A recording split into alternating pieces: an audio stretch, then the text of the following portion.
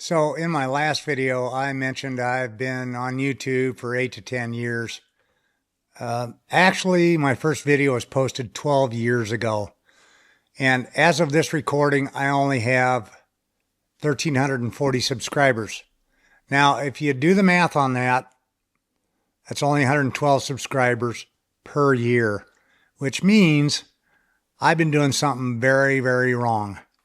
And today I'm going to tell you exactly what those mistakes were, because if you're over 50 and thinking about starting a YouTube channel, or you've been struggling to grow one, maybe my failures can save you some time. This isn't going to be comfortable for me to talk about, but I'm essentially admitting that I wasted 12 years doing things the wrong way. But here's what I've learned. Failure is only wasted if you don't learn from it. So let's talk about every mistake I made. Mistake number one, I kept changing niches, whatever you want to call it. When I started this channel 12 years ago, I was doing architectural and commercial photography, and the content, a few of my videos had over 20,000 views, one over 45 or 47,000 views, but I only did 7 videos over 2 years.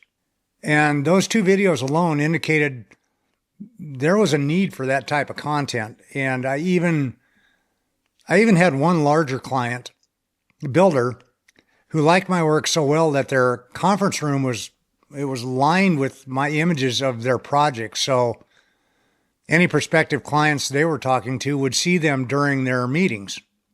Then out of nowhere, a few bigger clients both decided around the same time that iPhone photos from their project managers were good enough.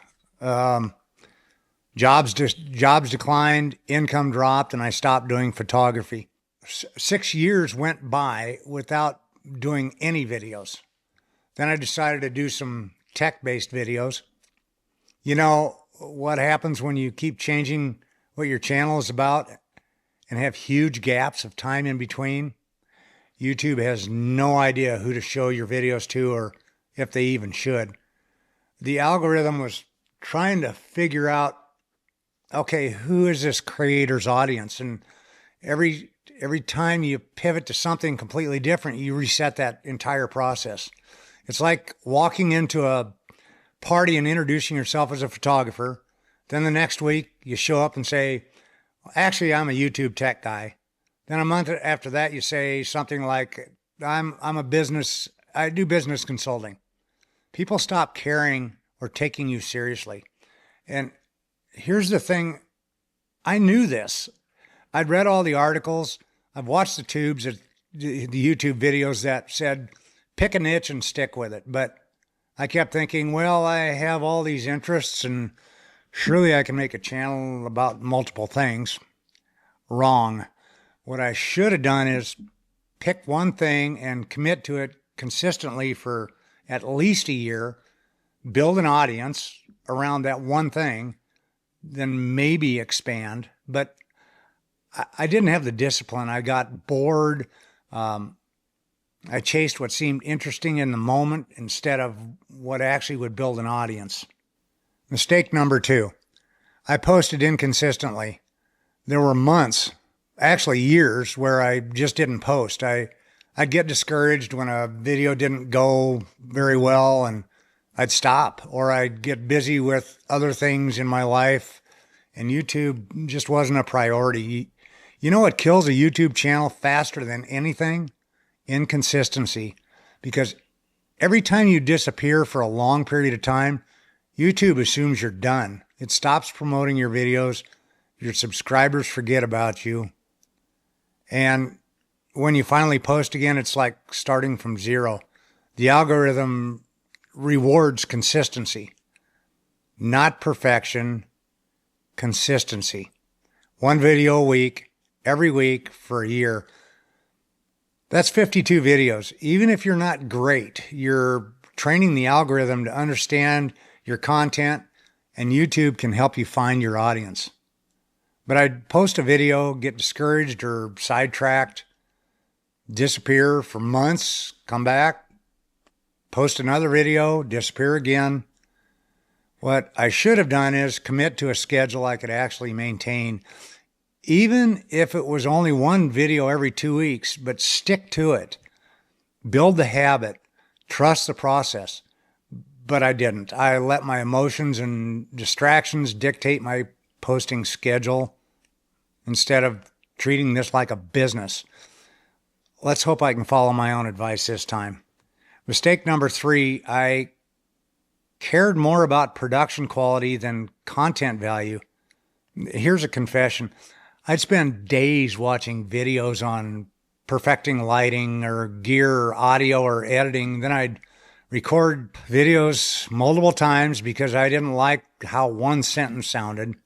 Then I'd spend, up to 3 hours editing a 10-minute video. And you know what? Nobody cared.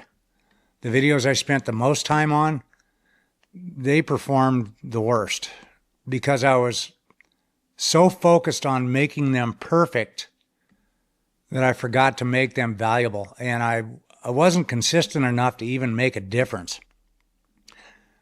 I was worried about shadows in the background instead of whether I was actually saying anything worth hearing.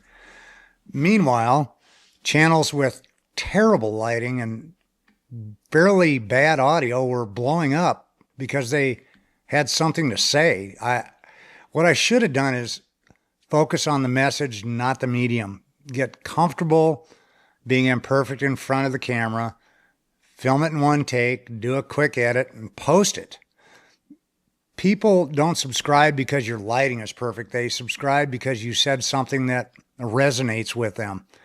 But I was too insecure. I thought I needed everything to be polished before I deserved an audience.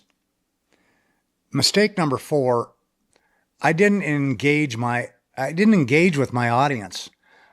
Here's the truth. I'd respond to comments initially, but after a few days, less than I should, and some responses would be months before I'd respond.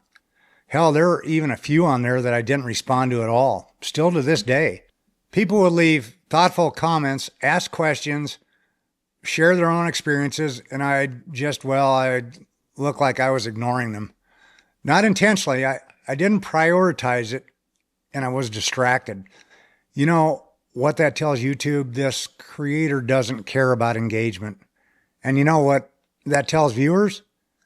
This guy doesn't actually want a conversation. What I should have done is respond to every comment in the first 24 hours.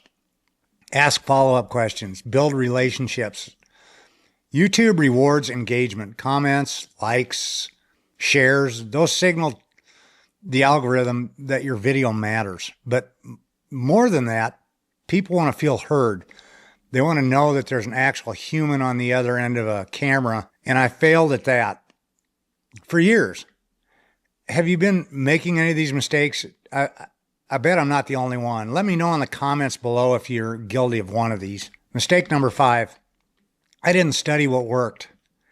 I never looked at my analytics, really. I'd post a video, glance at the view count, feel either good or bad about it, and move on. I didn't review which videos got the most watch time, what titles got the best click-through rates, where did people drop off, what comments did people leave. YouTube gives you so much data, it literally tells you what's working and what's not, but I ignored it because looking at the data meant confronting the fact I was doing what wasn't working. What I should have done is treat this like a business. Review analytics every week, double down on what works, stop doing what doesn't work, test different thumbnails, try different title formats, perfect my hook, see what resonates. But I was too proud or too scared to actually look at the numbers. If you feel you're not getting results, keep doing videos and realize once you start getting any income, each video you made in the past can eventually start paying you in the future. Mistake number 6, I tried to appeal to everyone. Photography content one year, tech reviews the next. I guess I thought even if I made content about different things, I'd attract a lot of different people, but that's not how it works. YouTube's algorithm wants to put your videos in front of people who are likely to watch them all the way through, subscribe and watch your next video. They make money inserting ads in your videos, but they'll only do it if your viewers receive value by watching your videos and keep coming back because they trust you and you're providing value. But if your videos are about completely different topics, people who only care about one thing and then disappointing them with your next video, what I should have done is narrow my focus, serve one specific audience really well. It's better to have 1,000 subscribers who watch every video than 10,000 who only care about 10% of your content. But I was afraid that narrowing my focus meant limiting my potential. Turns out trying to appeal to everyone means you appeal to no one. Mistake number 7. I gave up too early, too many times. This is a big one. Every time I hit a rough patch, low views, slow growth, technical frustrations, or I got distracted and did no videos, I'd quit. I'd tell myself, this isn't working. Maybe YouTube isn't for me, and I'd disappear for months. But here's the truth. Most successful YouTubers didn't see real growth until videos 50, 100, or sometimes 200. But I'd quit after video 8 of what I was doing. What I should have done is commit to 100 videos before deciding if it's working or not. 100 videos in the same niche, posted consistently with genuine value, then evaluate. But I never gave it a real shot. I kept quitting right before any real growth could happen. Mistake number 8, I didn't know why I was doing this. The biggest mistake of all. I was making videos because I thought I should, because other people were successful on YouTube, because it seemed like a good idea, but I didn't have a clear purpose. When you don't know why you're doing something, it's easy to quit. But now I know exactly why I'm doing this. I'm over 60, working in retail, and I need to build something that gets me out of this situation. This isn't a hobby. This is my way forward, and that changes everything. When you have a real reason, a need, not just a want, you don't quit when things get hard. So here's what I learned the hard way. Number 1, pick one niche and commit to it for a year. Number 2, post consistently, same day, same time, every week. Number 3, focus on value, not perfection. Number 4, engage with every comment. Number 5, study your analytics and double down on what's working. Number 6, narrow your focus to serve one audience really well. Number 7, commit to 100 videos before deciding if it's working. Number 8, know your why. Have a real reason to keep going. 12 years, only 1,340 subscribers. That's what happens when you make all these mistakes. But here's the thing. I'm grateful for these 12 years. I'm not really too excited about this getting old thing. But, I know what not to do now. And I'm starting over with a completely different approach. This time I'm focused. I know my niche, real life experience in helping people who are starting over after 50 and learning YouTube. This time I'll be consistent by doing at least one video per week, although my goal's actually 2 videos a week. This time I'm going to prioritize value over production. This time I'm going to engage with every single person who takes the time to comment. And this time I'm treating this like a business. I have a reason that won't let me quit. So if you're thinking about starting a YouTube channel, or if you've been struggling like I have, learn from my mistakes. Don't waste 12 years like I did. Give it one good year, no matter what. Pick a niche, be consistent, provide value, engage, analyze, and commit. And don't quit before a breakthrough could happen. Here's my question. Have you been making the same mistakes, or are you just getting started and feeling overwhelmed? Tell me in the comments below. Let's figure this out together. And If you want to watch me actually apply these lessons in real time, see if I can turn this channel around in 12 years, after 12 years of doing it wrong, hit subscribe. All right, let's do it right this time. Thanks for watching. Talk to you soon.